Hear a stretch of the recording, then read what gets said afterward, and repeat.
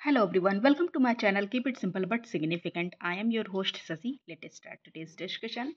Which article contains provision regarding removal and suspension of a member of a public service commission? तो कौन सा article है जिसमें दिया गया है removal and suspension of a member of a public service commission? तो ये आर्टिकल है आपका article 317. Answer is A. Okay. Till which year the Election Commission of India functioned as a single member body? तो किस year तक election commission जो India का है as a single member body उसने सर्व किया? तो देखिए 1950, since 1950 till 15 October 1989. Answer is C. 15 October 1989 तक, 1950 से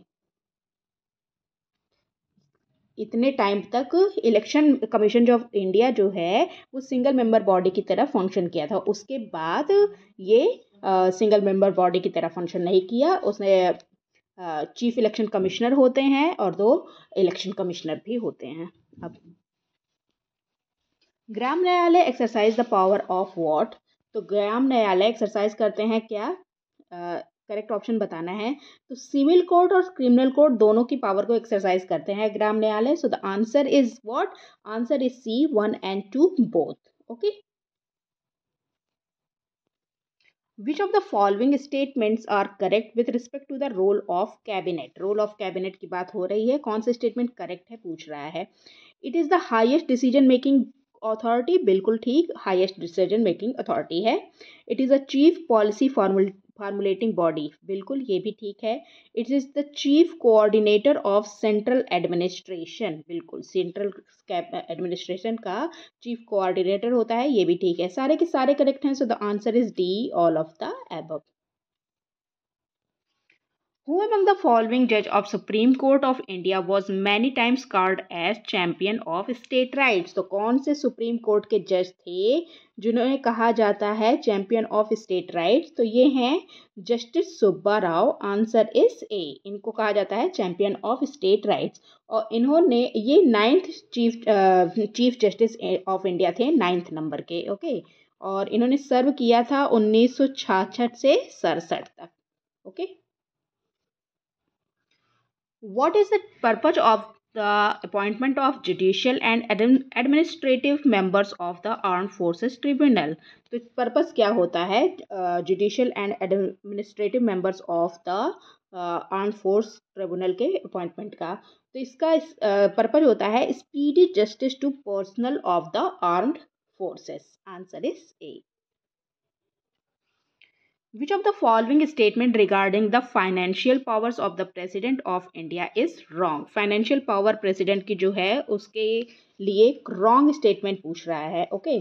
तो no money bill can be introduced without the prior consent. बिना प्रेसिडेंट के प्रायर कॉन्सेंट के कोई भी मनी बिल जो है लोकसभा में इंट्रोड्यूस नहीं किया जा सकता. ये बिल्कुल करेक्ट स्टेटमेंट है. प्रेसिडेंट प्रिपेयर्स द बजट, ये गलत है. प्रेसिडेंट प्रिपेयर नहीं करता है बजट को, तो ये स्टेटमेंट आपका गलत है. President appoint the finance commission every 5 year. बिल्कुल एवरी 5 ईयर प्रेसिडेंट अपॉइंट करते हैं. बिल्कुल ठीक है.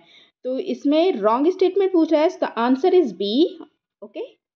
प्रेसिडेंट प्रिपेयर्स द बजट, ये स्टेटमेंट आपका गलत है.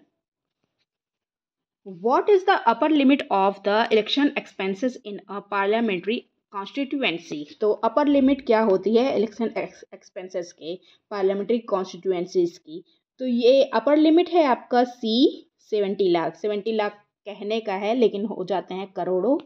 तो जो मैक्सिमम लिमिट है इलेक्शन एक्सपेंसेस की per candidate is follows Lok Sabha constituency, वो 70 लाख होती है सारे स्टेट की except Arunachal Pradesh, Goa and Sikkim. Okay. Right to property was made a legal right from fundamental right to which among the following amendments to Indian constitution? तो right to property को legal right बनाया गया. पहले फंडामेंटल राइट था, इसको legal right बनाया गया. और ये किस अमेंडमेंट के थ्रू हुआ था? तो ये अमेंडमेंट था आपका 44th अमेंडमेंट एक्ट. ओके.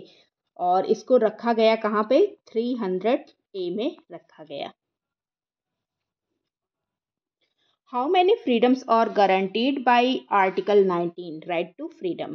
तो कितने फ्रीडम हैं जो आर्टिकल 19 के द्वारा गारंटी किए जाते हैं। तो ये देखिए हैं 6 freedom. Answer is 6। Okay, that's all for today. If you like my video, please do like, comment, share and subscribe. Thank you.